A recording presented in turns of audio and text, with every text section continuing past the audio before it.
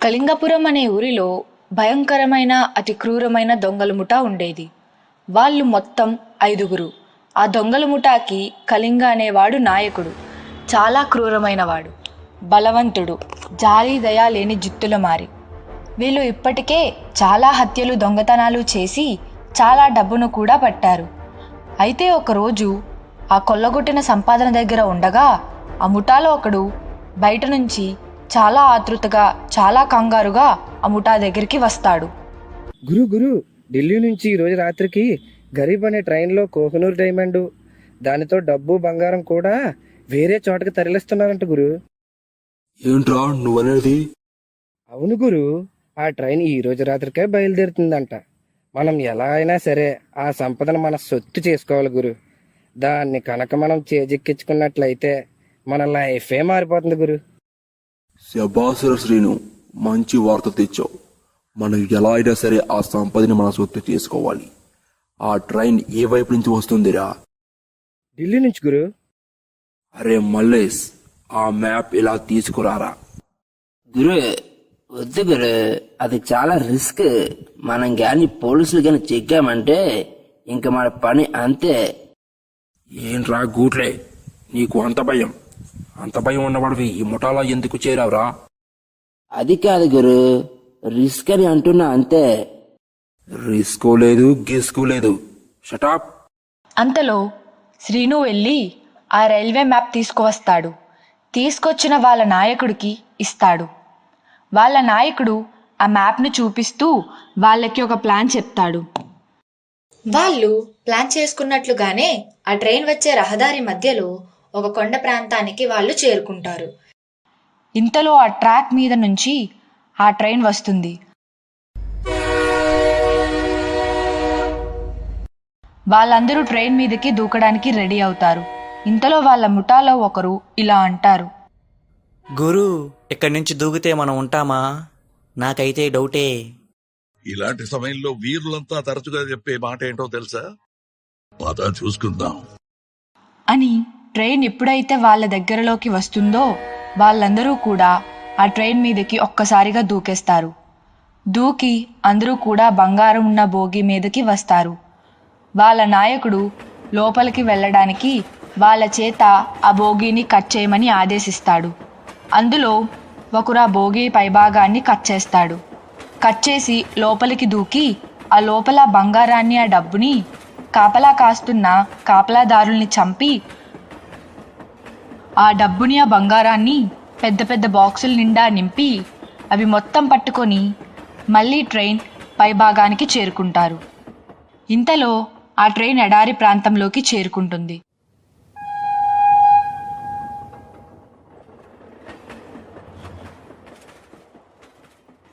వాళ్ళందరూ అనుకున్నట్లుగానే ఆ ట్రైన్ ఎప్పుడైతే ఎడారి ప్రాంతంలోకి చేరుకుంటుందో వెంటనే ఆ పెట్టెతో పాటు వాళ్ళు కూడా కిందకి దూకేస్తారు. ఆ డబ్బు బంగారంతో వాళ్ళు మళ్ళీ వాళ్ళ బంగారాన్నిధిని కూడబెట్టిన ప్రదేశానికి తిరిగి వచ్చేస్తారు. అయితే వాళ్ళందరూ ఆ ప్రాంతానికి వెళ్ళి చూసేసరికి అక్కడ ఉన్న కొంత సంపాదన మిస్ అవుతుంది. ఆ చుట్టుపక్కల వేరే వాళ్ళ అడుగులు కూడా కనిపిస్తాయి. అది చూసిన వాళ్ళ నాయకుడు కోపంతో ఇలా అంటాడు. రై, మన ప్లేస్ ఎవడో కనిపెట్టేశాడు. మన సంపదని కొంత పట్టుకెళ్ళిపోయాడు కూడా. వాడెవడో కనిపెట్టి వాడిని చంపేయాలి. ఎంత ధైర్యం ఉంటే మన సంపద మీద చెయ్యి వేస్తాడు వాడు? గురు, ఈ అడుగు జాడలతో వాడిని కనిపెట్టడం చాలా కష్టం. ఇంతమందిలో వాడిని కనిపెట్టడం చాలా కష్టం కాబట్టి వాడు మళ్ళీ ఎలా అయినా సరే ప్రదేశానికి వస్తాడు గురు. ఈలోగా మనం ఇక్కడున్న సంపదనంతా వేరే చోటికి తరలించాలి గురు. వద్దు, ఈ సరుకుని ఇక్కడే ఉంచుతాం. ఆ నీచ కుత్తేగాడు వచ్చిన తర్వాత వాడి పని పడదాం. వద్దు గురు, వాడు ఇంత సంపదను ఇక్కడ చూశాడు కాబట్టి మళ్ళీ ఈసారి చాలా మందితో ఇక్కడికి వస్తాడు, లేదా పోలీసులకి చెప్తాడు. అప్పుడు మనలందరినీ పోలీసులు మనం చేసిన హత్యలకి నడి రోడ్డు మీద ఉరి తీస్తారు గురు. అప్పుడు ఆ ముఠా నాయకుడు బాగా ఆలోచించి వాళ్ళు చెప్పింది కూడా కరెక్టేనని సరే అయితే మనం సంపాదించిన ఈ సంపదను ఎక్కడి నుంచే మకం మార్చాలి. అది కూడా ఈ రాత్రికే జరిగిపోవాలి. ఆ తీసిన వాడి పని తర్వాత చూద్దాం. ఇప్పుడైతే మంచి రహస్యమైన ప్రదేశం కోసం మనం గాలించాలి. గిరే, ఇంత అర్ధరాత్రి వేళలో మనం ఎక్కడనే తిరుగుతాం, ఎంతని గాలిస్తాం గిరు? చాలా కష్టం గిరు. మరి ఏం చేద్దామంటావు? ఈ రాత్రికి వెళ్ళి హాయిగా పడుకొని పొద్దున్న వద్దామంటావా? ఒరేయ్, నీకేమైనా బుర్రుండే మాట్లాడుతున్నావా? ఇక్కడ మన సంపదని ఎవడో మొత్తం దోచుకుపోయేలా ఉంటే ఎప్పటికి ఇప్పుడు ప్రదేశం మార్చేయాలని కొంచెమైనా ఆలోచన ఉందారా నీకు? గూట్లే. వాళ్ళ నాయకుడు అలా అనేసరికి వాడు ఏమీ మాట్లాడకుండా అలా ఉండిపోతాడు. అందరూ వాళ్ళ నాయకుడు చెప్పినట్లు ఆ సంపాదన వాళ్ళ భుజాల మీద పెట్టుకొని ఆ చీకటిలో కాగడాలు వెలిగించుకొని రహస్య ప్రదేశం కోసం గాలించుకుంటూ అలా వెళ్తూ ఉంటారు.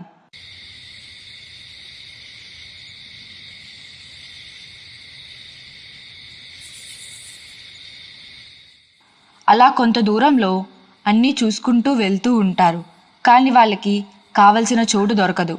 అలా మళ్ళీ వెళ్తూ ఉండగా కొంత దూరంలో మూసిపడ్డ ఒక భయంకరమైన శ్మశానం కనిపిస్తుంది.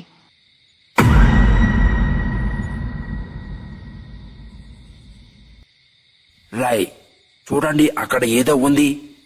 పదండి చూద్దాం, మనకేమైనా పనికొస్తుందేమో అని ఆ ముఠా అందరూ ఆ శ్మశానంలోకి వెళ్తారు.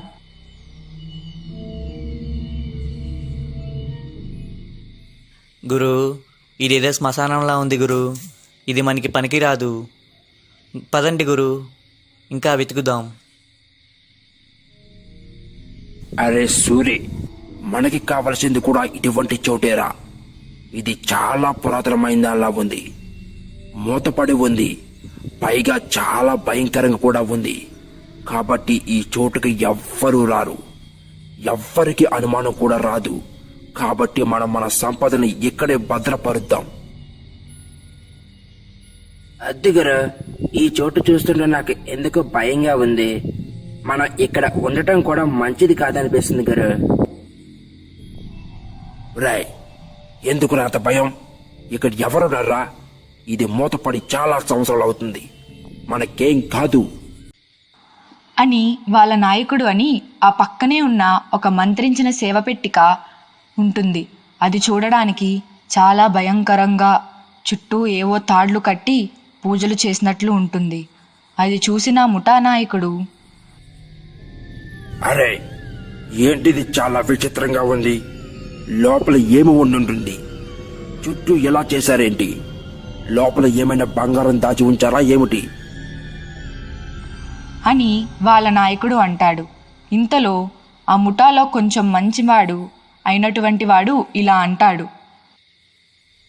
గురు, ఇదేదో నాగసర్పంలా ఉంది. దీన్ని ముట్టుకోవడం అంత మంచిది కాదు. లోపల ఏదైనా భూతం ఉండి ఉంటుంది.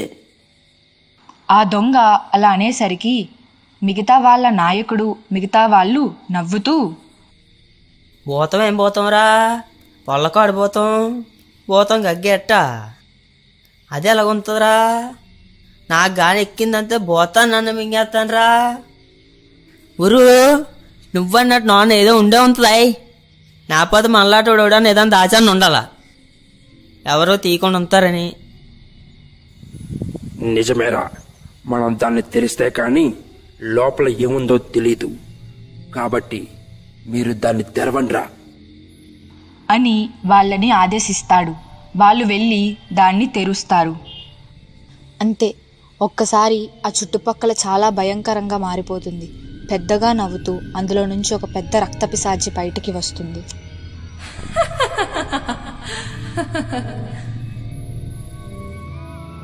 నరవాసన నరవాసన అని అక్కడ ఉన్న దొంగల ముఠాలో ఒకరిని చంపి వాడి రక్తం తాగేస్తుంది. అయినా ఆ రక్తపిశాచికి అది ఏమాత్రం సరిపోదు. నరమాంసం నరరక్తం, ఆకలి ఆకలి, ఇంకా కావాలి అంటూ పెద్దగా అరుస్తూ ఉంటుంది. రేయ్, మీలో ఇద్దరు వెళ్ళి నేను తినడానికి ఏదైనా మాంసం తాగడానికి రక్తం తీసుకొని రండిరా, లేదంటే మిమ్మల్ని కూడా చంపేస్తాను అని పెద్దగా నవ్వుతుంది. అందులో ఆ ముఠా నాయకుడు ఇంకొకరు అక్కడ నుంచి బయలుదేరుతారు. ఇంతలో ఆ దెయ్యం, చూడండి, మీరు ఏమైనా మధ్యలో పిచ్చి పిచ్చి వేషాలు వేస్తే వీళ్ళ ఇద్దరు చంపేస్తాను అని అంటుంది. వాళ్ళు అక్కడి నుంచి వెళ్ళి చాలా కష్టపడి ఆ పక్క ఊరిలో ఉన్న ఒక మేకను చంపి తీసుకువస్తూ ఉంటారు. ఇంతలో మార్గం మధ్యలో ఇలా అనుకుంటారు, అరే మల్లేష్, నువ్వు చెప్పినప్పుడే వెళ్ళిపోవలసిందిరా. అనవసరంగా ఆ భూతానికి చిక్కాం. చా, అవును గురు, నేను అప్పటికే చెప్తానే ఉన్నాను, మీరే నా మాట వినలేదు. అది సరే కానీ మనం మళ్ళీ భూతం దగ్గరికి వెళ్తే అది మనల్ని చంపి తినేస్తుందిరా. కాబట్టి మనం ఇటు నుంచి ఇటే ఇంటికి వెళ్ళిపోదాంరా. పద. మనం ఇటు నుంచి ఇటే ఇంటికి వెళ్ళిపోతే అక్కడ ఉన్న మన వాళ్ళని ఆ దెయ్యం చంపేస్తుంది గురు. వాళ్ళు చేస్తే చావని చవటలు, మనవైన ప్రాణాలతో బయటపడతాం కదా. అది గురు, అలా చేయడం సరైనది కాదు. మనం ఇటు నుంచి ఇంటికి వెళ్ళిపోతే ఆ భూతం మనల్ని కనిపెట్టి చంపేస్తుంది గురు. కాబట్టి మనం అక్కడికి వెళ్ళడమే మంచిది గురు అని అనుకుంటారు. వాళ్ళు ఇద్దరూ అలా ఆ మేకను పట్టుకొని ఆ శ్మశానం దగ్గరికి వస్తారు. ఆ భూతం ఆ మేకను తిని రక్తం తాగుతుంది. హా, చాలా బాగుంది, నాకు ఇంకా కావాలి, నాకు ఇది ఏమాత్రం సరిపోలేదు. ఏంటి ఇంకా కావాలా? మేము దీన్ని తీయడానికి చాలా కష్టపడ్డాం. ఇంకా అంటే మా వల్ల కాదు, మమ్మల్ని వదిలేయి. సరే, మిమ్మల్ని వదిలేయాలంటే మీరు నాకు ఒక సాయం చెయ్యాలి. చూడండి, ఈ శ్మశానం బయట పడమర వైపు 5 అడుగుల దూరంలో ఒక మంత్రించిన కలశం ఒకటి ఉంది. దాన్ని మీరు బయటికి తీస్తే కాల్చేసి మిమ్మల్ని వదిలేస్తాను, లేదా మిమ్మల్ని అందరినీ ఇప్పుడే చంపి మీ రక్తం తాగుతాను. సరే, మేము అది తీసిన తర్వాత మమ్మల్ని వదిలేస్తామన్న గ్యారంటీ ఏంటి? అరే, మీరు నన్ను ఈ సమాధి నుంచి విముక్తి చేశారు కాబట్టి మీకు మాట ఇస్తున్నాను, మిమ్మల్ని చంపను అని.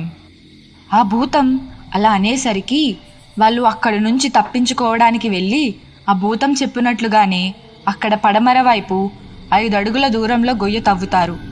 అలా కొంచెం సేపు చవ్విన తర్వాత ఆ భూతం చెప్పినట్టు మంత్రించిన ఒక కలశం అక్కడ దొరుకుతుంది.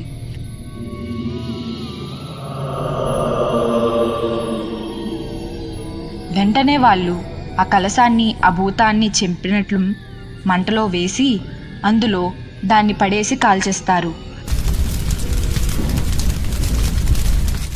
అయితే వాళ్ళకి తెలియదు, ఆ కలశం కాల్చివేస్తే ఆ భూతం ఆ శ్మశానం నుంచి బయటికి వచ్చి ఆ చుట్టుపక్కల ఊరి వాళ్ళని చంపి రక్తం తాగేస్తుందని.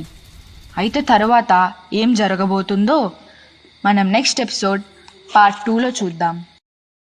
అయితే ఆ దొంగల ముఠ ఆ శ్మశానం బయట ఉన్న ఆ కలశాన్ని తవ్వి కాల్చేయడంతో ఆ దెయ్యానికి విముక్తి కలుగుతుంది. వాళ్ళకి మాట ఇచ్చినట్లుగానే వాళ్ళని చంపకుండా అక్కడి నుంచి వెళ్ళిపోమని వాళ్ళని పంపించేస్తుంది. వాళ్ళు ఆ దెయ్యం వెళ్ళిపోమనగానే వాళ్ళు వాళ్ళ డబ్బు బంగారంతో అక్కడి నుంచి వెళ్ళిపోతారు. ఆ పిశాచి అలా బంధించిన కారణమైన ఆ పక్క ఊరి అయినటువంటి కళింగపురం అనే ఊరిలోకి వెళ్తుంది. ఆ ఊర్లో పుట్టి పెరిగి అత్యంత దారుణంగా చంపబడి దెయ్యంగా మారి అత్యంత శక్తివంతమైన మంత్రాలతో పూజలతో ఆ ఊరి శ్మశానంలో బంధించబడింది. ఇప్పుడు ఆ దొంగల కారణం వల్ల విముక్తి కలిగింది. తనని అలా చేసిన ఆ ఊరి ప్రజల మీద పగ తీర్చుకోవడం కోసం ఆ ఊర్లోకి వచ్చింది. ఎంతో ఆనందంగా బతుకుతున్న నన్ను అత్యంత దారుణంగా చంపి నన్ని రోజులా ఒక రాక్షసులా చేశారు. నా జీవితాన్ని నాశనం చేశారు. ఇప్పుడు మళ్ళీ నా చేతులతో ఈ ఊరిని శ్మశానం చేసే అవకాశం నాకొచ్చింది. నాకు పట్టిన గతే వీళ్లకు పట్టాలి. ఈ ఊరి ప్రజలకు భయం ఏంటో తెలిసేలా చేస్తాను. దెబ్బకి వాళ్ళ కళ్ళల్లో నుంచి రక్తం వచ్చేలా చేస్తాను అని అంటూ ఒక పశువుల శాల దగ్గరకు వచ్చి అక్కడున్న గేదెల్ని మేకల్ని ఒక్కొక్క దాన్ని చంపి వాటి రక్తం తాగుతుంది.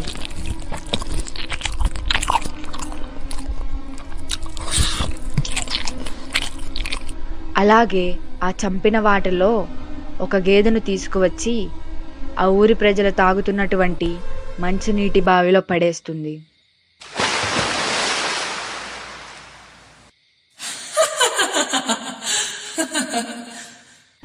ఈ రోజు నుంచి ఈ కళింగపురంలో ప్రజలకు భయంతో ఏడుపులు పుట్టించేలా చేస్తా అంటూ ఆ రక్తపిశాచి అక్కడి నుంచి వెళ్ళిపోతుంది. అయితే ఆ రక్తపిశాచి అక్కడి నుంచి వెళ్ళి ఆ ఊరి పక్క ఉన్న ఒక భయంకరమైన గృహలో తిష్ట వేస్తుంది. అయితే మరుసటి రోజు ఉదయాన్నే ఆ చనిపోయిన పశువుల దగ్గర ఆ పశువుల యజమాని అయినటువంటి సోమయ్య ఏడుస్తూ ఉంటాడు. ఆ పశువుల్ని అంత కిరాతకంగా చంపింది ఎవరా అని ఊరి వాళ్ళందరూ చాలా భయపడ్డారు. అయ్యో సోమయ్య, ఇదేంట్రా ఇలా జరిగింది? రాత్రంతా బానే ఉంది కదా, ఇప్పుడేంటి ఇలా జరిగింది? ఏమోరా రంగడు, రాత్రి మేత వేసి పడుకున్నాను రా, అప్పుడు బాగానే ఉన్నాయి, మరి ఏమైందో తెలీదు. పొద్దున్న లేచేసరికి ఇలా విగత జీవులై రక్తంలో పడి ఉన్నాయిరా అని కంటతడి పెట్టుకుంటాడు సోమయ్య. ఒరే, ఇదేదో పెద్ద పులి చేసినట్టుంది, అందుకే ఇంత కిరాతకంగా ఇంత దారుణంగా చంపింది. పెద్ద పులి అయితేనే పశువుల్ని ఇంత దారుణంగా చంపి వాటి రక్తం తాగుతుంది. మొన్న మన సుబ్బడికి కొండ మీద పులి అడుగుజాలు కనబడ్డాయంట్రా. నాకు తెలిసి ఖచ్చితంగా ఇది ఆ పెద్ద పులి పని అయ్యుంటుంది అని అన్నాడు రంగడు. అయితే నిజంగా అది పెద్ద పులి చేసిందేమోనని, ఆ పెద్ద పులి ఆ ఊర్లోనే తిరుగుతుందేమో అని ఆ ఊరి వాళ్ళంతా భయపడుతూ ఉంటారు. అయితే ఇంతలో ఆ మంచినీటి బావి దగ్గరికి కొంతమంది ఆడవాళ్ళు మంచినీళ్ళ కోసం ఆ బావి దగ్గరికి వస్తారు. వచ్చి ఒక్కసారిగా ఆ బావిలో పడి ఉన్న ఆ గేదెను చూసి షాక్ అవుతారు. వెంటనే అక్కడి నుంచి పరుగులు పెడుతూ వచ్చేస్తారు. వచ్చి అక్కడున్న వాళ్ళతో ఇలా అంటారు. ఏమయ్యా, ఒకసారి ఇలా రండి, బావిలో ఏదో ఉంది, ఒకసారి చూడండి అని వాళ్ళందరినీ ఆ బావి దగ్గరకు తీసుకువెళ్తారు. బావిలో చూస్తే ఆ బావిలో ఆవు తల లేకుండా చనిపోయి పడి ఉంది. ఆ బావిలో నీళ్ళన్నీ రక్తంతో ఎర్రగా మారిపోయాయి. ఆ ఊరి ప్రజలందరూ ఆ దృశ్యాన్ని చూసి చాలా భయపడి బెంబేలెత్తిపోయారు. అందులో ఒకరు ఇలా అంటున్నాడు. ఇదేంటి ఇలా జరిగింది? ఇది నిజంగా పెద్ద పులి పనేనా, లేకుంటే ఏమైనా చేసిందా? పదండి పెద్దయ్య గారితో చెప్దాం అని ఆ ఊరి వాళ్ళంతా ఆ ఊరి పెద్ద మనిషి దగ్గరకు వెళ్తారు. వాళ్ళంతా ఆతృతగా చాలా భయపడిపోతూ అక్కడికి రావడం చూసి ఆ ఊరి పెద్ద మనిషి ఇలా అంటాడు. ఏమైందిరా, అందరూ భయంతో ముఖాలు అలా పెట్టి వచ్చారు? ఏం జరిగింది? ఆ ఊరి జనం జరిగినదంతా ఊరి పెద్ద మనిషికి చెప్పారు. అయితే ఆ ఊరి పెద్ద మనిషి కూడా వాళ్ళు చెప్పింది విని షాక్ అయ్యాడు. వెంటనే వాళ్ళని తీసుకొని ఆ బావి దగ్గరకు వస్తాడు. ఆ పెద్ద మనిషి కూడా ఆ బావిలో ఉన్న దృశ్యాన్ని చూసి భయపడతాడు. భయపడి కొంచెం సేపు ఆలోచించి వాళ్ళతో ఇలా చెప్తాడు. చూడండి, ఇది ఏదో పెద్ద పులి లేదా క్రూరమృగాలు చేసిన పని అయ్యుండాలి. అది ఏంటో తెలియాలి అంటే పశువులు ఉన్న వాళ్ళందరూ కూడా ఈ రోజు రాత్రి నుంచి మగవాళ్ళు ప్రతి రాత్రి ఆ పశువులకు కాపలాగా ఉండాలి. ఏమైనా చిన్న అలికిడి అయినా సరే అందరినీ లేపండి. ఇంకొకసారి ఇలా జరగకుండా చూడాలి అని ఆ పెద్ద మనిషి అంటాడు.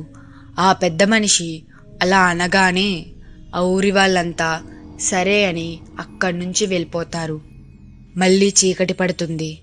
ఆ గృహలో ఉన్న పిశాచి దయ్యం మళ్ళీ ఆ ఊర్లోకి వచ్చి ఒక పశువశాలలో ఒక గేదెను చంపి రక్తం తాగుతూ ఉంటుంది.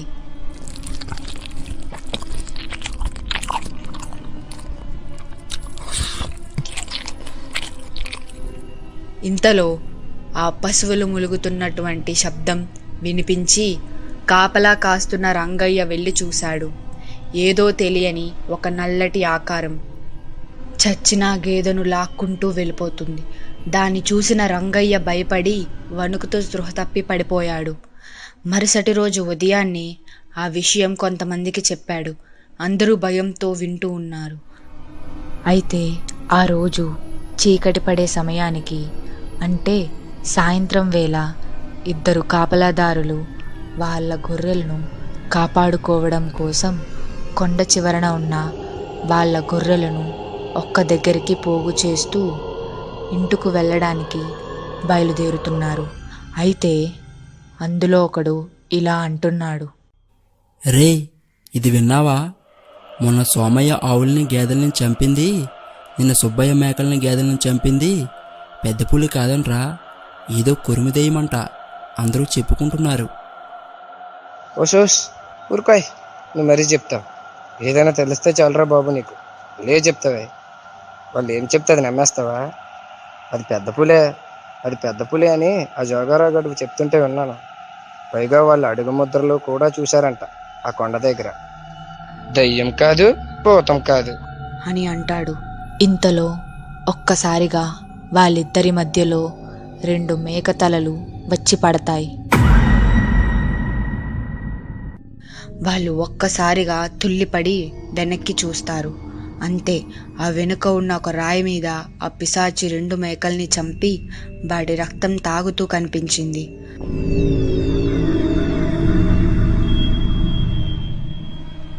ఆ పిశాచిని అలా చూసిన వాళ్ళ ఇద్దరు భయంతో ఎక్కడా ఆగకుండా ఆ ఊర్లోకి పరిగెత్తుకుంటూ వచ్చేస్తారు. ఊర్లోకి వెళ్ళి చాలా కంగారుగా అందరినీ పేరు పేరున అక్కడికి పిలుస్తారు. ఒరే రంగయ్య, సోమయ్య, సుబ్బడు, రండిరా, ఇలా రండి. భయంతో వాళ్ళందరినీ పిలుస్తాడు. వాళ్ళందరూ ఆ కేకలు విని అక్కడికి వస్తారు. ఏమైందిరా లింగా, అంత కంగారు పడుతున్నావు? ఎందుకు అంత భయంతో అరుస్తున్నావు? ఒరే రంగయ్య, ఇన్నాళ్ళు మన పశువులను చంపింది పెద్ద పులో క్రూరముగాలో కాదురా రంగయ్య, దెయ్యం. చూస్తుంటే రక్త పిశాచిలా ఉంది. మా కళ్ళ ముందే మా మేకలను చంపి రక్తం తాగుతుంటే చూసి భయపడిపోయి వచ్చేసాంరా అని జరిగినది అంతా చెప్పి భయపడతారు. అది విని ఊరి జనం మళ్ళీ ఆ ఊరి పెద్ద మనిషి దగ్గరకు వెళ్ళారు. అయ్యగారు, పులులు సింహాలు కాదండి, దయ్యమండి. రక్త పిశాచి వచ్చేసిందండి బాబు. మన ఊర్లోకి పెద్ద దయ్యం వచ్చేసిందండి. ఏంట్రా మీరు మాట్లాడేది? నిజమా? మీరు నిజంగా చూసారా అది? అవునయ్యా, నిజమే. ఇప్పుడే వీళ్ళ కళ్ళతో చూశారు. మన రంగడు కూడా తనకి ఏదైనా చంపుతున్నప్పుడు చూశాడండి బాబు. పిశాచా? మన ఊర్లో ఇదంతా చేస్తుంది పిశాచా? ఎలా ఇప్పుడు? అని అంటూ ఆలోచనలో పడ్డాడు ఆ ఊరి పెద్ద మనిషి. ఎవరైనా మాంత్రిక గురుని పిలిపించి ఈ దయ్యాన్ని బంధించాలయ్యా, లేదంటే అది మమ్మల్ని బ్రతకనివ్వదు అని ఆ ఊరి జనమంతా ఆ ఊరి పెద్ద మనిషికి మొరపెట్టుకున్నారు. దానికి ఆ ఊరి పెద్ద మనిషి ఇలా అంటాడు. ఇటువంటి భూత ప్రేతాత్మను బంధించేవాడు ఒక్కడే ఉన్నాడు. వాడే కపాలి. కపాలి ఇటువంటి పూజల్లో ఆరితేరినవాడు. ఎలాంటి భూతాన్నైనా సరే లొంగ తీసుకునే స్తోమత ఉన్నవాడు. మీరంతా మీ ఇళ్లలోకి వెళ్ళి తలుపులు వేసుకోండి. నాతో మాత్రం 3 రండి, కపాలి దగ్గరకు వెళ్దాం అని ఆ ఊరి పెద్ద మనిషి చెప్పి వాళ్ళ అందరినీ వాళ్ళ ఇంటికి పంపేసి తనతో పాటు 3 తన వెంట వేసుకొని కొండ గుహలోకి ప్రయాణమయ్యాడు.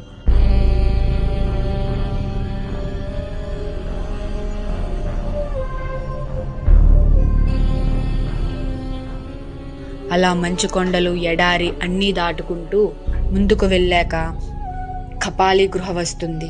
వాళ్ళ ముగ్గురు ఆ గృహలోకి వెళ్తారు. గృహలోకి వెళ్ళి కపాలిని కలుస్తారు. గృహలో కపాలి పూజలు చేస్తూ ఉంటాడు.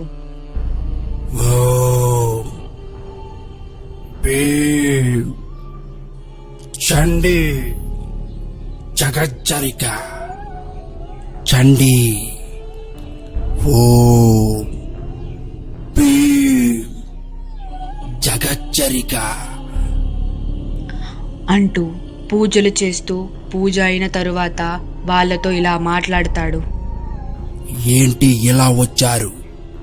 కపాలి, ఊరికి చాలా పెద్ద కీడు వచ్చింది. నువ్వే మాకు దిక్కు. ఇంకెవ్వరు మమ్మల్ని కాపాడలేరు అని అంటూ జరిగినదంతా కపాలికి వివరిస్తాడు. అది విన్న కపాలి ఇలా అంటాడు. ఇది ఆసామాసి దెయ్యంలా లేదు. నేను ఒక్కసారి మీ ఊరిని చూడాలి. దానికి వాళ్ళు రండి కపాలి రండి అని అనుకుంటూ తీసుకుని వెళ్తారు. అలా మళ్ళీ నడుచుకుంటూ ఆ ఊర్లోకి వచ్చే టైంకి అర్ధరాత్రి అవుతుంది.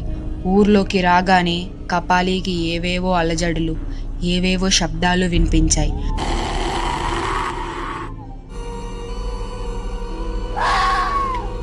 నక్కల అరుపులతో ఆ ఊరంతా చాలా భయంకరంగా ఉంది.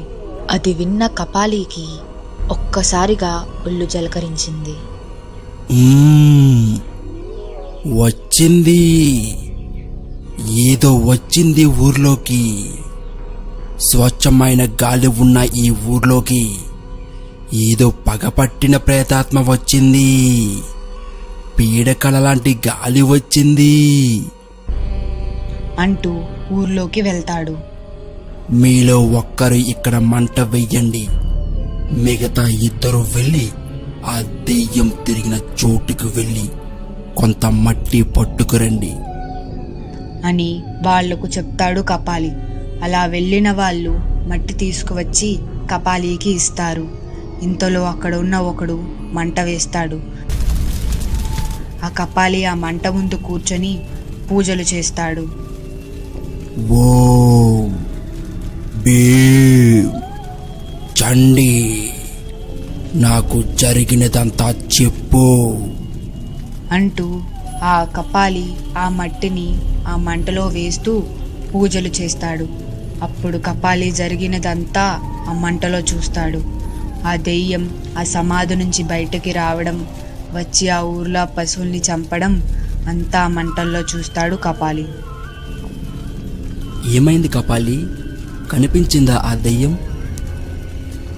మీరు అనుకున్నట్లు అది మామూలు దెయ్యం కాదు. మరి ఏంటది? పిశాచి, రక్త పిశాచి.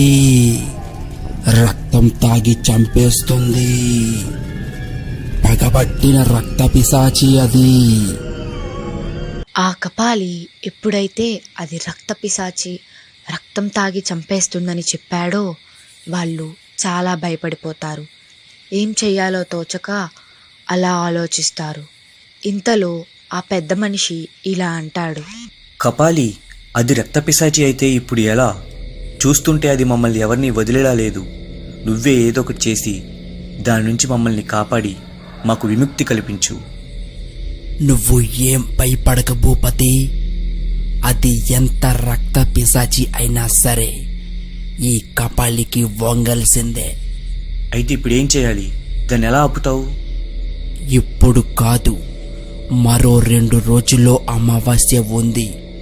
ఆ రోజు ఏ పిశాచికి అయినా సరే శక్తి నశిస్తుంది. అప్పుడు శవపూజతో త్రిశూల ముగ్గులో దాన్ని నేను బంధిస్తాను. మరి ఈ 2 రోజులు దాన్ని ఎలా ఆపాలి కపాలి? చెప్తాను. మీరు వెళ్ళి ఒక లేగ దూడని తీసుకురండి. దాన్ని వధించి ఆ రక్తాన్ని మీ ఇంటికి మీ పశువులకు రాయండి. ఆ రక్తం ఉన్న 2 రోజులు ఆ పిశాచి మిమ్మల్ని మీ పశువుల్ని ఏం చెయ్యలేదు.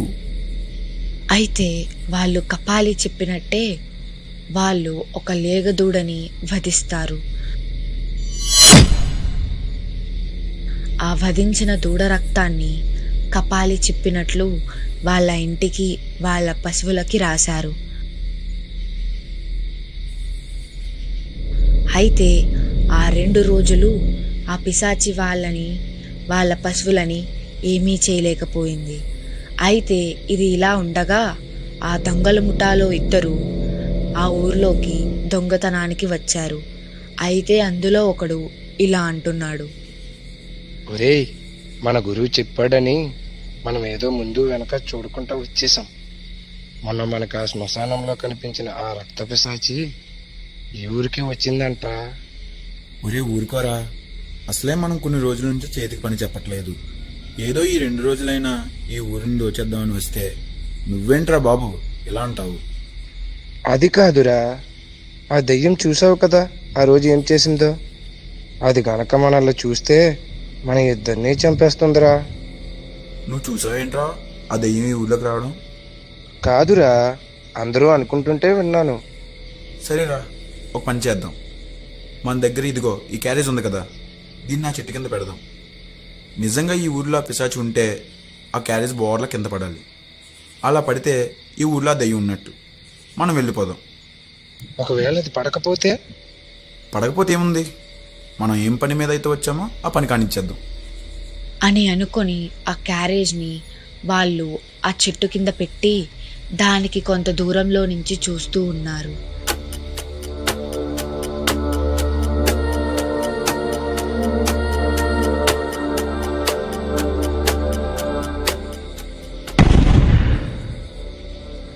అయితే కింద పడాల్సిన ఆ క్యారేజ్ ఒక్కసారిగా పేలిపోతుంది.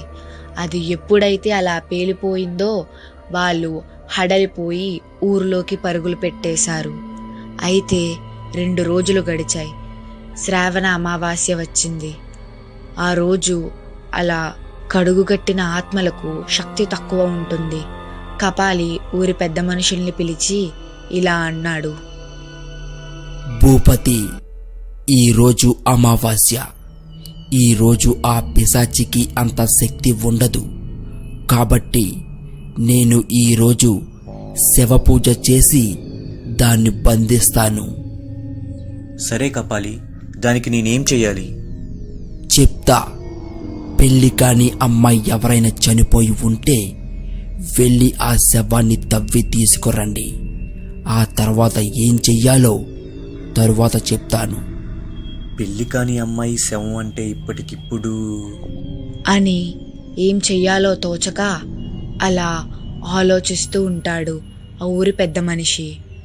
అయితే ఇంతలో రంగయ్య ఇలా అంటాడు, అయ్యగారు, 1 వారం క్రితం సరోజ కూతురు చచ్చిపోయిందండి.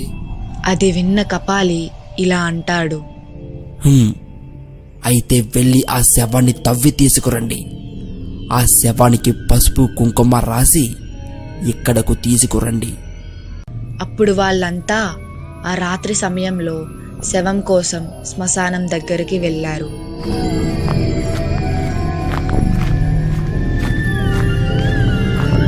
ఇదేనయ్యా ఆ అమ్మాయి సమాధి. చూస్తారేంట్రా, త్వరగా ఆ సమాధి తవ్వి ఆ శవాన్ని బయటికి తీయండి.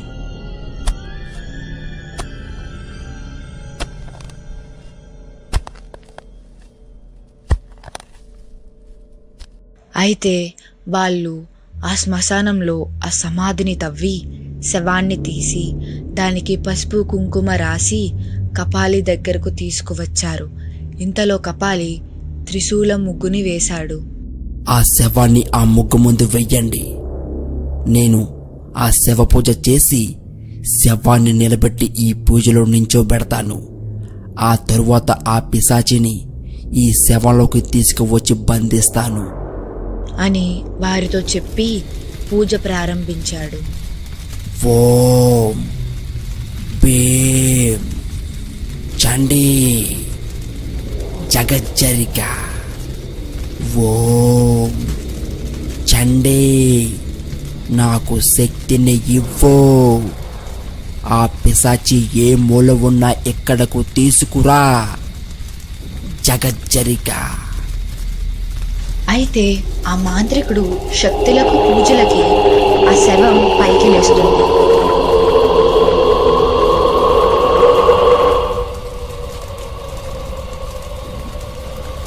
అందరూ భయంతో చూస్తూ ఉంటారు. అలా శవం లేచి నిలబడి ముందుకు వచ్చి ఆ ముగ్గులో నిలబడుతుంది. ఇంతలో ఆ ఊరిలో తిరుగుతున్న ఆ పిశాచికి తను ఎవరో శక్తితో లాగుతున్నట్లు అనిపిస్తుంది.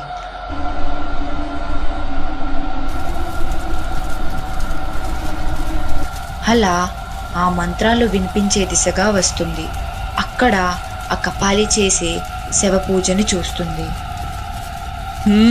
కపాలి, ఎంత పని చేస్తున్నావు? ఆ శవ పూజకి లొంగే అంత సాదాసీదా పిశాచిని కాదు నేను అంటూ అనుకుంటూ ఉండగా ఆ పూజలకి ఆ పిశాచికి అగ్నితాడు చుట్టుకుంటుంది.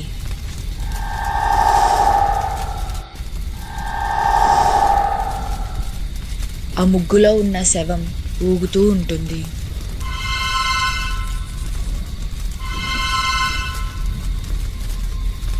ఏం జరుగుతుంది కపాలి? మాకు భయంగా ఉంది. ఆ పిశాచి ఇక్కడే ఉంది. మీరు ఎవ్వరూ భయపడకండి. ఇంకొన్ని నిమిషాల్లో దాన్ని నేను బంధిస్తాను అని అంటూ ఉండగా ఆ పిశాచి వాళ్ళలో ఒకడు కాగడా పట్టుకొని ఉండడం చూసింది. తన ప్రేతాత్మ శక్తితో వాడిలోకి ప్రవేశించి ఆ కాగడాతో ఆ శవాన్ని కొడుతుంది. అయితే ఆ అగ్నికి ఆ శవం కాలిపోతుంది. కపాలి పూజ చివరి నిమిషంలో ఆగిపోతుంది.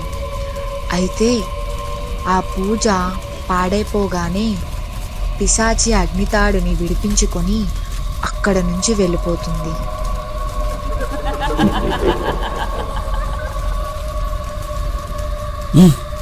ఓసి పిరికి పిశాచి, ఈసారి నువ్వు తప్పించుకోవచ్చు, కానీ తరువాత నువ్వు లొంగాల్సిందే.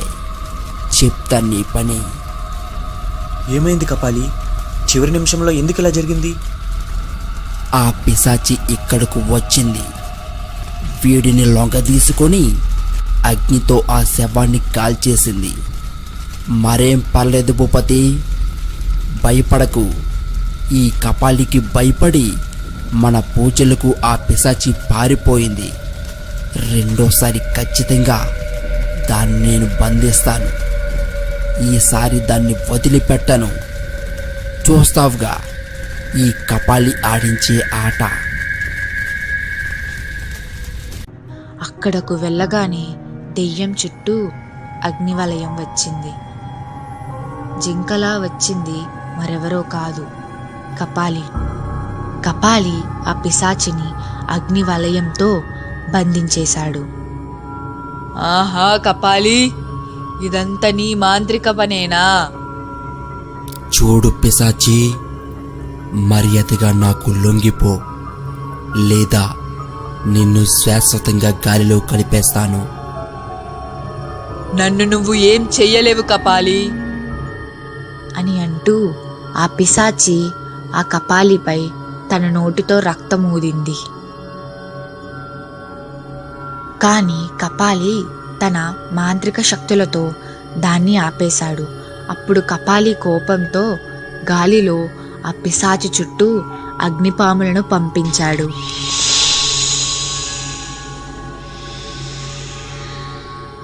ఆ పాములు పిశాచిపై అగ్నిమంటలతో విరుచుకుపడుతూ బుసలు కొడుతున్నాయి.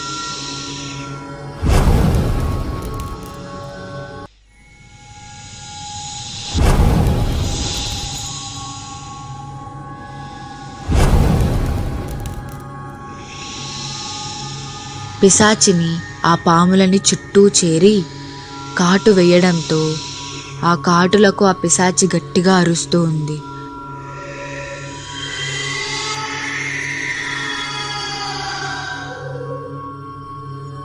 కపాలి పూజ చేస్తూ పిశాచిని బంధిస్తున్నాడు. చూడు పిశాచి, ఈరోజు నువ్వు లొంగే వరకు నీకు నరకం చూపిస్తా. నువ్వు నన్ను ఏం చేసినా నేను నీకు లొంగను కపాలి అంటూ బాధతో పిశాచి అరుస్తూ ఉంది.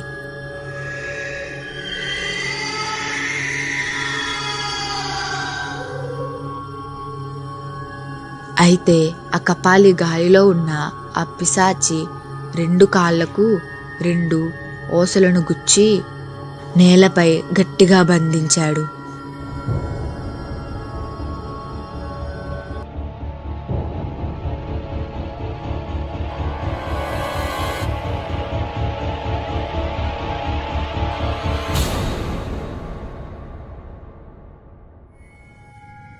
చేతులకి అగ్ని గొలుసులతో బంధించాడు. ఓం చండీ రా, ఈ పిశాచిని దండకంతో బంధించు. చండీ రా అని అనగానే గాలిలో చండీ శక్తి చెయ్యి వచ్చి ఆ పిశాచి తలపై ముళ్ళ ఊసను పెట్టి శక్తితో కొడుతూ ఉంది.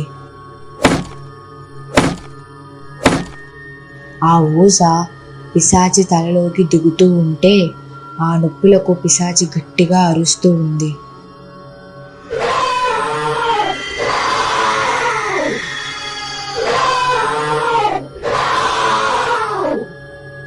కపాలి తన శక్తులతో, పాములతో, అగ్నితాడులతో, ముళ్ళ ఊసలతో ఆ పిశాచికి చిత్రహింసలు పెట్టాడు.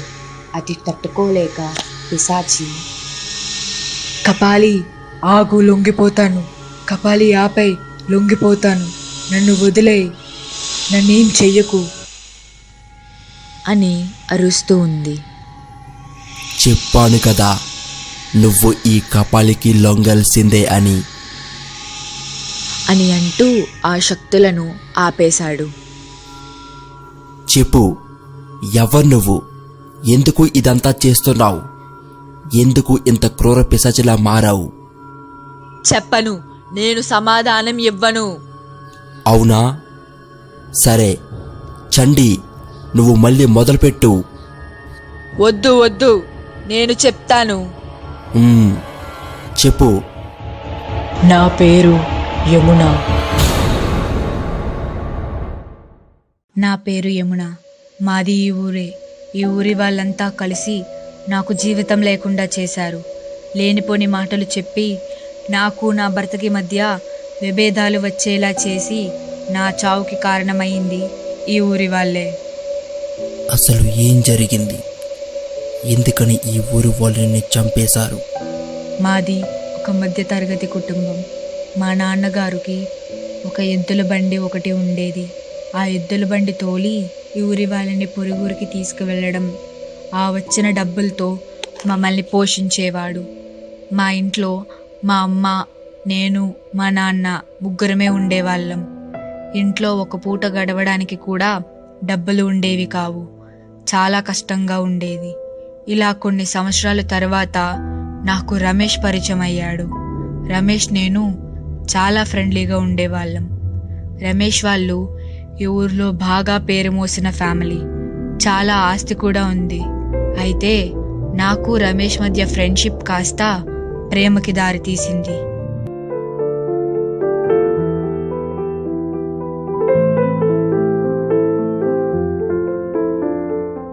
ఇంట్లో ఒప్పించి పెళ్లి చేసుకోవాలి అని అనుకున్నాం. అయితే రమేష్ వాళ్ళ ఇంట్లో చెప్పాడు, కానీ వాళ్ళ ఇంట్లో వాళ్ళు దానికి ఒప్పుకోలేదు. ఎరా రమేష్, నీకు బుర్రుండే మాట్లాడుతున్నావా? మన రేంజ్ ఏంటి, వాళ్ళ రేంజ్ ఏంటి? వాళ్ళని మనం పెళ్లి చేసుకుంటే మన పరువు ఏం కావాలరా? ఏంటి నాన్న మీరు మాట్లాడేది? ఇంకా ఈ రోజుల్లో చిన్న పెద్దని చూస్తారు ఎందుకు? నాకు యమునంటే ఇష్టం, యమునకి నేనంటే ఇష్టం. ఇంకేం కావాలి నాన్న మీకు? ఆస్తుపాస్తులు అలాంటి పేద పిల్లని చేసుకుంటే ఊర్లో నేను మళ్ళీ తలెత్తుకోగలనా? అంటే ఏంటి నాన్న మీరు మాట్లాడేది? యమునకి ఆస్తుపాస్తులు లేవనే కదా? నేను తనను పెళ్లి చేసుకుంటే తను కూడా మనలా డబ్బున్న మనిషి అవుతుంది కదా? నేనన్నది నిన్ను చేసుకున్నాక కాదురా, ఇప్పుడు గురించి మాట్లాడుతున్నాను. ఒక పూట తినడానికే తిండి లేని వారు రేపు పొద్దున్న నువ్వు పెళ్లి చేసుకున్న తర్వాత మీ అత్త వాళ్ళ ఇంటికి వెళ్తే నీకు ఏం పెడతారా? మట్టి కుండలో ఉడికి నీళ్ళా? మట్టి కుండలో ఉడికి నీళ్ళు తాగే కర్మ నాకేం పట్టింది నాన్న? మన దగ్గర చాలా ఆస్తి ఉంది కదా, అందులో కాస్త యమున వాళ్ళ అమ్మగారికి ఇస్తే అప్పుడు వాళ్ళు కూడా మంచిగా 3 పూట్లు తింటారు కదా. అవునవును, ఆ పిల్లవాళ్ళ అమ్మవాళ్ళు కూడా అదే చెప్పుంటారు. వాళ్ళు బాగా డబ్బున్న వాళ్ళు మనం ఎలాగో లేని వాళ్ళమే, వాళ్ళ అబ్బాయిని మనం పెళ్లి చేసుకుంటే మనకు కూడా ఆస్తి కలిసి వస్తుందని ప్లాన్ చేసి ఉంటారు నిన్ను బుట్టలో వేసుకోవడానికి. ఏంటి నాన్న మీరింత సైకోలా మాట్లాడుతున్నారు? ఇప్పుడు మీరేమంటారు? హా? ఏమంటాను? ఆ పిల్లని చేసుకోవడానికి కుదరదు అంటాను. ఒకవేళ నేను సరాసరి ఆ పిల్లనే చేసుకుంటానని నువ్వు అంటే నీకు ఆస్తి ఉండదు, ఏమీ ఉండదు. గుర్తుంచుకో. ఇప్పుడే డిసైడ్ అవ్వు, నీకు ఆస్తి కావాలా లేదా ఆ పేద పిల్ల కావాలా? మీరు ఎలాంటి వాళ్ళు అనుకోలేదు నాన్న. యమున లేని ఆస్తి నాకు అక్కర్లేదు, మీరే ఉంచుకోండి. నేను యమునని ఎలా చూసుకోవాలో నాకు బాగా తెలుసు అని వాళ్ళ ఇంట్లో గొడవపడి తన బట్టలు పట్టుకొని ఆ ఇంట్లో నుంచి వచ్చేశాడు. ఇద్దరం గుడిలో పెళ్లి చేసుకున్నాం.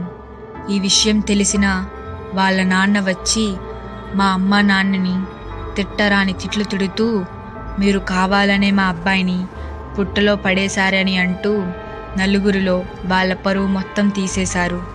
ఊరి వాళ్ళంతా చూస్తూ ఉండడంతో వాళ్ళు చాలా బాధపడి కన్నీరు పెట్టుకున్నారు. ఆ అవమానాన్ని తట్టుకోలేక ఇద్దరు విషం తాగి చనిపోయారు. ఇంకా మా అమ్మ నాన్న చనిపోవడంతో నాకు రమేష్కి నేను ఇద్దరమే మిగిలాం. ఇంకా మా అమ్మ నాన్న చనిపోవడంతో నాకు రమేష్కి నేను ఇద్దరమే మిగిలాం. ఇద్దరం జీవనం సాగిస్తున్నాం. ఒకవైపు వాళ్ళ నాన్న వాళ్ళు నా మీద చాలా పగ పెంచుకున్నారు. ఎలా అయినా మా ఇద్దరిని విడదీయాలని అనుకున్నారు. అయితే రమేష్కి ఆర్మీలో జాబ్ రావడంతో తను వెళ్ళిపోయాడు. అదే అదను అనుకొని వాళ్ళ నాన్న నాకు వేరే అక్రమ సంబంధం ఉందని ఆ ఊరి వాళ్ళందరికీ చెప్పి వాళ్ళ చేత మళ్ళీ రమేష్ వచ్చినప్పుడు మీ ఆవిడ నువ్వు వెళ్ళిన తరువాత వేరే వాళ్ళతో అక్రమ సంబంధం పెట్టుకుందని హేళన చేశారు. అది విన్న రమేష్ నేరుగా నా దగ్గరికి వచ్చాడు. నేను ఇంట్లో ఏడుస్తూ ఉన్నాను. ఒక్కసారిగా రమేష్ని చూసి, ఏమండి చూడండి, ఈ ఊరి వాళ్ళంతా నన్నేమో అంటున్నారు. నేనంటా వేరే వాళ్ళతో అక్రమ సంబంధం పెట్టుకున్నానని అందరితో చెప్పి నన్ను ఇబ్బంది పెడుతున్నారండి. నేను అలాంటి దాన్ని కాదండి. ఏమునా ఎందుకు అలా బాధపడుతున్నావు? ఎవరో ఏదంటే నీకెందుకు? నేను ఏమన్నా అంటే కదా నువ్వు బాధపడాలి? నాకు తెలీదా నా యమున గురించి? అంటే మీరు ఏమీ నమ్మటం లేదా? నేను అవన్నీ నమ్మితే మన ప్రేమకి అర్థమేముంటుంది చెప్పు అని నన్ను అర్థం చేసుకొని నాకు ధైర్యం చెప్పాడు. అయితే రమేష్ వాళ్ళ నాన్న ఆ ప్లాన్ కూడా విఫలం కావడంతో ఈసారి ఎలా అయినా రమేష్ అయితే నన్ను మెడపెట్టి బయటకు గెంతించాలని ఎవరో ముక్కు ముఖం తెలియని ఒక వ్యక్తిని మా ఇంటికి పంపారు. అతను నేను వంట చేస్తున్న టైంలో ఇంట్లో దూరి ఒక మూలను దాక్కొని కరెక్ట్గా రమేష్ వచ్చే డోర్ కొట్టగానే తన షర్ట్ అది విప్పి ఎదురుగా వెళ్ళి భయంగా రమేష్ని చూసి ఏదో జరుగుతున్నట్లు పారిపోయాడు. ఎదురుగా నేను వంట చేసి చెమటతో అలసిపోయి రమేష్కి ఎదురుగా రావడంతో రమేష్ నాకు అతనికి ఏదో సంబంధం ఉందని నన్ను కొట్టి, చీ నువ్వెలాంటిదని అనుకోలేదే, నిన్ను ప్రాణం కన్నా ఎక్కువగా ప్రేమించానే. చీ అయ్యో, అతనికి నాకు ఎటువంటి సంబంధం లేదండి. నన్ను నమ్మండి.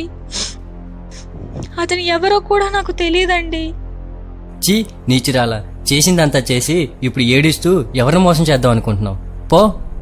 ఏమండి అలా అనకండి, నేను ఏ తప్పు ఎరగనండి. నన్ను నమ్మండి.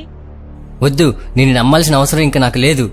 ఇంకోసారి నీ ముఖం నాకు చూపించొద్దు అని నేను ఎంత చెప్పినా వినకుండా నన్ను బయటికి గెంతేశాడు. అదే అదనుగా నేను బయట ఉండడంతో ఈ ఊరు వాళ్ళంతా కలిసి వాళ్ళ నాన్న చెప్పినట్లు వాళ్ళ నాన్న ఈ ఊరి వాళ్ళంతా కలిసి నన్ను ఒక చెట్టుకు కట్టి కొట్టి చంపేశారు. తరువాత నా రమేష్ను వేరే అమ్మాయితో పెళ్లి చేసి వేరే ఊరికి పంపించేశారు. నాకు ఇంత ద్రోహం చేసిన ఈ ఊరిని నాశనం చెయ్యాలని నేను పిశాచిగా మారి ఈ ఊరిలోకి వచ్చి ఈ ఊరి వాళ్ళను చంపుతున్నాను. ఇప్పుడు చెప్పండి, నేను చేస్తుంది తప్పా? నువ్వు చెప్పింది నాకు అర్థం అయ్యింది. ఈ ఊరు వాళ్ళు అలా చెయ్యడం కరెక్ట్ కాదు. ఈ ఊరు వాళ్ళు చేసింది తప్పే, కానీ నువ్వు పగ పెంచుకొని వీళ్ళని చంపడం కరెక్ట్ కాదు. వదలను. ఈ ఊరిని నాశనం చేసే వరకు నాకు మనశ్శాంతి ఉండదు. అందరినీ చంపేస్తా. నీకు అన్యాయం జరిగింది, దానికి నేను ఒప్పుకుంటాను. కానీ ఇప్పుడు ఏ పాపం ఎరుగని ఈ ఊరు వాళ్ళని చంపడం కరెక్ట్ కాదు. నీకు ఏం చేస్తే మనశాంతి వస్తుందో చెప్పు. ఆ రోజు ఎవడైతే నా భర్త ముందు వాడికి నాకు అక్రమ సంబంధం ఉన్నట్లుగా చేశాడో వాడిని పిలిపించి ఆ రోజు ఎందుకు నా మీద నింద వేశాడో, అలా ఎవరు చెయ్యమన్నారో అని అందరిలో చెప్పించాలి. నేనెటువంటి తప్పు చెయ్యలేదని అందరిలో నిరూపించాలి. సరే, నువ్వు ఏ తప్పు చెయ్యలేదని, నువ్వు ఎటువంటి అక్రమ సంబంధాలు పెట్టుకోలేదని, ఇవన్నీ వట్టి పుకార్లు అని నేను నిరూపిస్తా. అలా చేస్తే నువ్వు ఈ ఊరు వాళ్ళని ఏమీ చెయ్యకుండా నేను చెప్పినట్టు ఈ సీసాలో బందీ అవుతావా? మీరు అలా చేస్తే నేను బందీ అవుతాను, లేదంటే వీళ్ళందరినీ చంపేస్తా. దానికి కపాలి సరే అని ఆ ఊరి వాళ్ళందరినీ పిలిపించి ఆ రోజు ఎవడైతే అలా చేశాడో వాడిని కనుక్కొని వాడిని కూడా అక్కడికి తీసుకువచ్చి అందరి మధ్యలో పెట్టి ఇలా అడుగుతాడు. ఏరా శంకర్, ఆ రోజు నువ్వు అలా చేయడానికి గల కారణం ఏంటి? నిజంగా నీకు యమునకి ఎటువంటి సంబంధం అయినా ఉందా, లేదంటే ఇదంతా కావాలనే చేసావా? నిజం చెప్పు, లేదంటే ఈ పిశాచి నిన్ను చంపి నీ రక్తం తాగుతుంది. చెప్పేస్తానయ్యా, నాకు ఎటువంటి సంబంధం లేదయ్యా. ఇదంతా కావాలనే రమేష్ వాళ్ళ నాన్నగారు నా చేత ఇలా చేయించారయ్యా. తప్పైపోయిందయ్యా, ఇంకెప్పుడు ఇలా చెయ్యను, నన్ను క్షమించండి అయ్యా. అతను అలా చెప్పేసరికి ఆ ఊరి వాళ్ళందరూ కూడా షాక్ అయిపోతారు. అప్పుడు కపాలి వాళ్ళతో ఇలా అంటాడు. విన్నారు కదా అందరూ, యమున ఎటువంటి తప్పు చెయ్యలేదు. నిప్పు లాంటి మనిషి, అలాంటి మనిషిని మీరంతా ఆ రమేష్ వాళ్ళ నాన్న చేసిన పనికి ఈమెను తప్పుపట్టి యమున అక్రమ సంబంధం పెట్టుకుందని మీరు కట్టి కొట్టి చంపారు. అలా చేయడం కరెక్ట్ కాదు. మీ వల్ల ఒక అమ్మాయి జీవితం నాశనం అయిపోయింది. ఇప్పుడు మీరంతా యమునని క్షమాపణ అడగండి. కపాలి అలా అనేసరికి ఆ ఊరి వాళ్ళందరూ వాళ్ళ తప్పుని తెలుసుకొని యమునని క్షమించమని వేడుకుంటారు. కపాలి ఎప్పుడైతే అందరిలో యమున ఎటువంటి తప్పు చెయ్యలేదని నిరూపించాడో ఆ పిశాచి శాంతిస్తుంది. చూడండి, ఎప్పటి నుంచైనా సరే మారండి. ఎవరో ఏదో చెప్పారని నిజం ఏంటో అబద్ధం ఏంటో తెలుసుకోకుండా ఇలా తప్పుడు ప్రచారం చేయడం కరెక్ట్ కాదు. అలా చేస్తే యమున లాంటి వాళ్ళు చాలా మందే చనిపోతారు, గుర్తుపెట్టుకోండి అని కపాలి వాళ్ళందరికీ చెప్తాడు. పిశాచి మాట ఇచ్చినట్లుగానే ఆ సీసాలో బందీ అవుతుంది. వెంటనే ఆ కపాలి దానికి మూత పెట్టి ఆ సీసాని ఆ ఊరి వాళ్ళకిచ్చి ఎవరు తిరగని చోట్లో దీన్ని కప్పెట్టండి అని వాళ్ళకి ఇస్తాడు. వాళ్ళందరూ సరే అని ఎవరూ తెలియని ఒక ప్రదేశంలో కపాలి చెప్పినట్లు ఆ సీసాని కప్పెడతారు. ఆ రోజు నుంచి ఆ ఊరి వాళ్ళందరూ పిశాచి బెడద లేకపోవడంతో ఎప్పట్లాగే చాలా ఆనందంగా సంతోషంగా జీవిస్తారు.